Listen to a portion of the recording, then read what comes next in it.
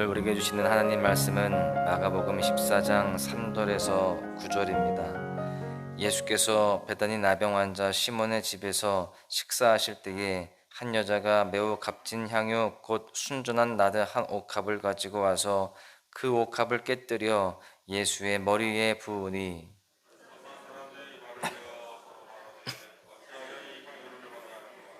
이 향유를 300데나리온 이상에 팔아 가난한 자들에게 줄 수 있었겠도다 하며 그 여자를 책망하는지라.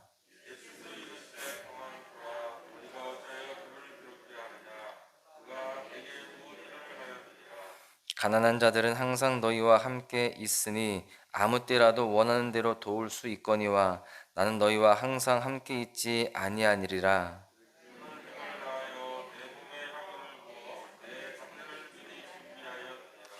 내가 진실로 너희에게 이르노니 온 천하에 어디서든지 복음이 전파되는 곳에는 이 여자가 행한 일도 말하여 그를 기억하리라 하시니라. 아멘. 클리블랜드에 인디언스라고 하는 야구팀이 있습니다. 이 야구의 대명사인 메이저리그의 한 팀인데 이 클리블랜드 팀의 선수들이 단체로 삭발하는 일이 있었습니다. 이들이 삭발한 이유는 성적이 부진해서 한 것이 아니었습니다.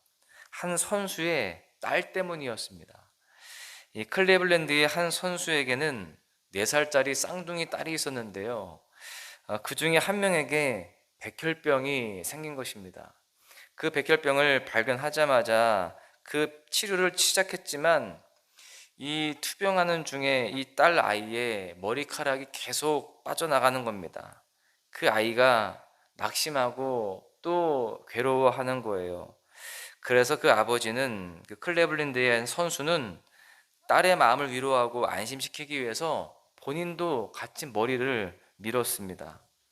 이러한 소식을 들은 이 구단의 선수들이 동료의 딸을 위로하고 힘을 주기 위해서 모두가 다 함께 머리를 삭발했다는 것입니다. 함께 삭발하면서 그 아이의 쾌유를 기원하고 응원한 것입니다. 처음에 구단의 삭발을 접한 사람들은 의아해했습니다. 그런데 그 배경을 알게 된 많은 사람들이요, 감동을 받았고 또 여러 매체를 통해서 전해지게 되었습니다. 사실 그 삭발과 백혈병 치료와는 무관합니다. 그런데 그들의 마음을 담은 표현은 다른 사람들에게 또 그리고 그 당사자인 그 아이에게 큰 위로와 힘과 감동이 되게 되었다라는 것입니다. 때로는 이 사랑이라는 것이요, 이성과 논리를 넘어설 때가 있는 것입니다. 오늘 본문에서도 주님을 사랑하기에 그 이성과 논리를 넘어서서 특별한 표현을 했던 한 인물이 등장을 하고 있습니다. 이 주인공의 이야기를 살펴보면서 함께 은혜를 나누고자 하는데요.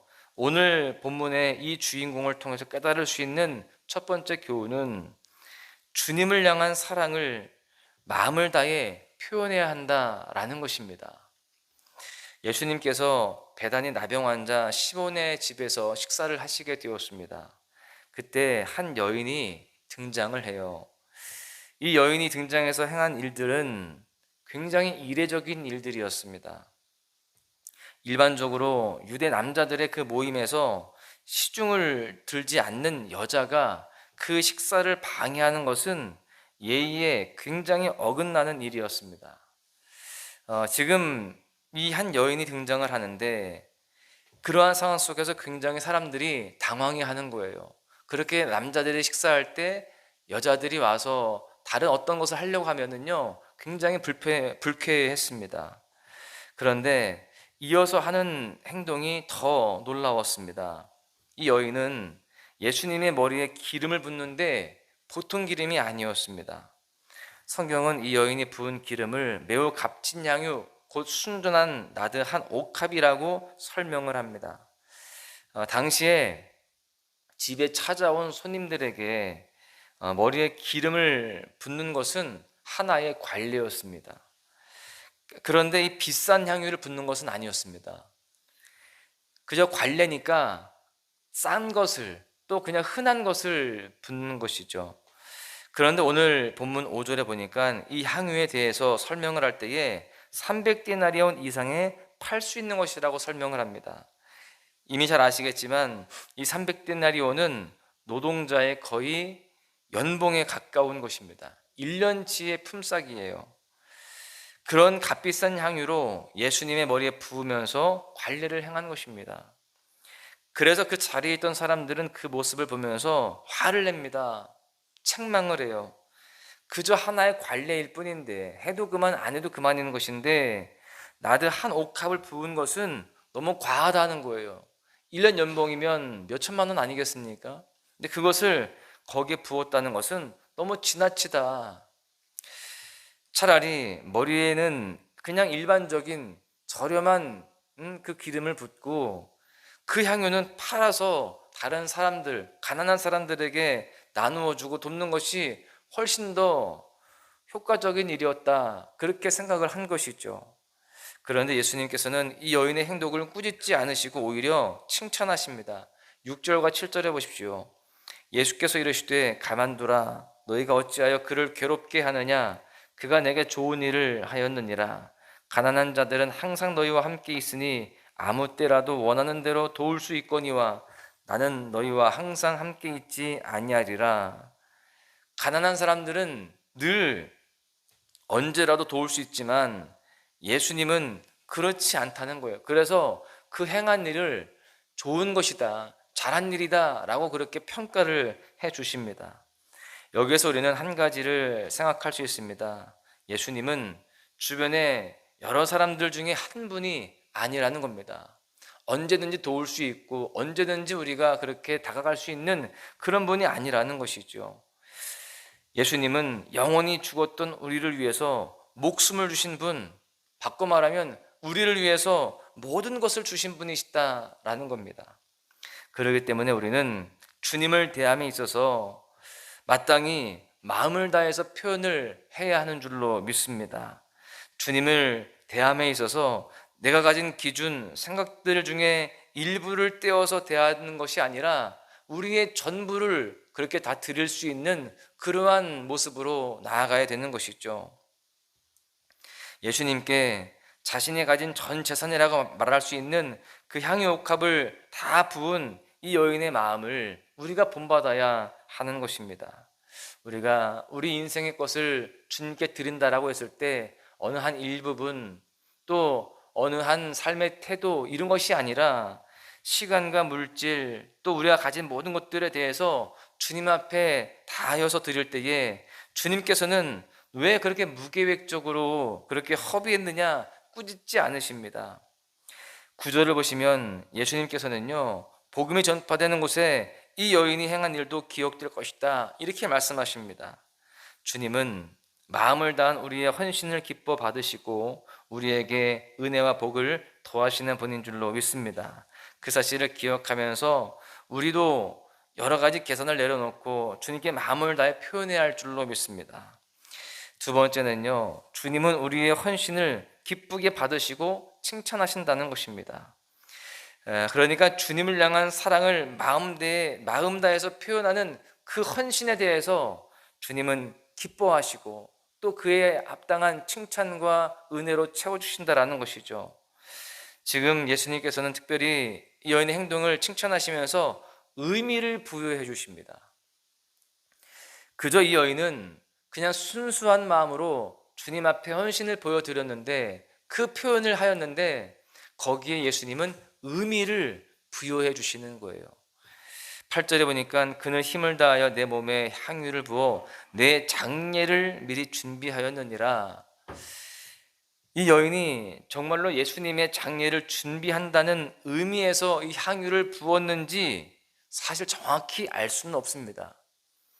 목사님들마다 또 신학자들마다 의견들이 조금 분분하죠. 제자들은 몰랐지만 이 여인은 알고 준비했다, 그렇게 말하시는 분들도 있지만, 사실 정황상 예수님이 그렇게 순간순간 본인의 죽음에 대해서 언급을 했지만 제자들조차 그것을 알지 못했어요. 그렇다라고 한다면 이 여인도 말씀을 깨닫고 장례를 준비했다라고 보기가 사실 쉽지는 않습니다. 아마도 이 여인은 그저 예수님의 머리에 기름을 붓고 싶은데, 그렇게 내 삶의 전부를 들여서 그렇게 사랑을 표현하고 싶은데 어떻게 할까 고민하다가 그가 마음의 결단을 내리고 다른 사람들이 손가락질하고 또 책망한다 할지라도 과감하게 그렇게 헌신을, 그 마음을 표현했던 것입니다. 남김없이 그 옥합을 깨뜨리고 다 부은 거죠. 예수님께서는 그 여인의 마음과 그 마음을 다한 표현을 자신의 장례를 위한 준비로 받아주십니다. 그렇게 해석을 해주시는 거예요. 즉 예수님의 말씀을 통해서 그 여인의 마음을 다한 헌신은 예수님을 위한 장례 준비가 되게 되었던 것입니다. 우리는 주님을 향한 우리의 사랑과 헌신을 주님이 어떻게 받으시고 어떻게 해석하시고 어떻게 사용하실지 잘 모릅니다. 그러나 우리 스스로가 그 의미를 온전히 알지 못하고 헌신했다 할지라도 그저 우리는 주님을 사랑해서 또 내가 마음을 드리고 싶어서 그렇게 헌신했다 할지라도 주님은 기쁘게 받으시고 기억하시고 또 의미 있게 해석하시고 그에 따라서 복을 허락하시는 줄로 믿습니다. 여러분, 이 사실이 우리에게 소망이 되기를 원합니다. 우리는 하루 후의 일도 다 알지 못해요. 그런 우리 인생이 때때로 주님을 향한 사랑과 그 찬양, 그 헌신이 어떤 의미가 있는지 모르고 그렇게 할 때가 있습니다. 여러분, 오늘 우리의 삶을 돌아보면서 또 우리의 헌신을 돌아보면서 우리가 어떻게 하고 있는지를 늘 생각을 해야 됩니다. 그리고 그것이 어떻게 하나님 앞에 해석이 되는지에 대해서, 어떻게 이해가 되어지고 어떻게 기뻐하실지에 대해서도 함께 생각해 보면서 살아가야 할 줄로 믿습니다. 그리고 우리는 그것을 미루는 것이 아니라 더 의미를 내가 분명히 부여하고 내가 더 그거에 대해서 신중하게 생각하고 해야 할 때도 있지만, 우리는 미루지 않고 주님께서 정말 받으실 만한 그러한 상황 속에서 우리가 헌신을 다하는 모습이 되어야 할 줄로 믿습니다. 그럴 때에 그 헌신을 기쁘게 받으시며 기억해 주시고 칭찬하시고 은혜를 주실 줄로 믿습니다. 결론의 말씀을 드립니다. 우리는 예수님을 향한 그 사랑의 마음을 구체적으로 고백하며 또한 표현하면서 살아가야 됩니다. 어떤 특별한 물질이 아니라 우리의 입술의 고백부터 시작하여서 또 우리의 어떤 헌신들, 삶의 충성들, 또 우리에게 주어진 일들에 대한 우리의 성실한 삶, 이런 모든 모습들을 통하여서 주님께 우리의 사랑의 마음을 표현해야 할 줄로 믿습니다. 그럴 때에 세상의 계산법이 아니라 하늘의 계산법으로 주님은 보상해 주실 것입니다. 우리가 모든 계산을 내려놓고 마음을 다해 헌신을 할 때에, 그렇게 주님 앞에 사랑을 고백하고 표현할 때에 하나님은 그렇게 하늘의 계산법으로 우리에게 부어주시는 거죠. 그 하늘의 계산법은 이 땅의 것으로 우리가 상상할 수 없는 더 놀랍고 큰 것입니다. 그것을 우리가 생각하면서 기대하면서 늘 믿음으로 그렇게 헌신하고 충성하면서 살아가야 할 줄로 믿습니다. 오늘 하루도 마음을 다한 그러한 고백과 또한 표현과 또 헌신으로 살아가시면서 주님을 기쁘시게 하고 그에 합당한 은혜를 다 누리시는 여러분 모두가 되시기를 주님의 이름으로 간절히 축원합니다.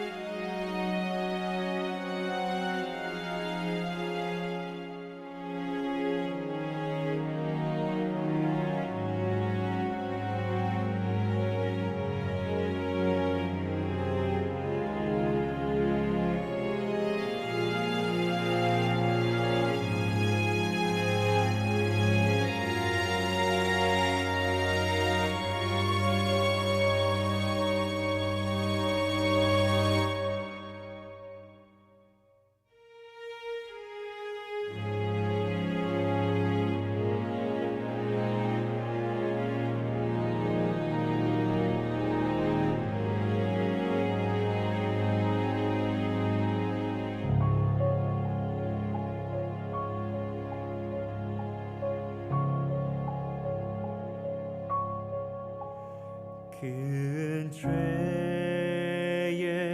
빠져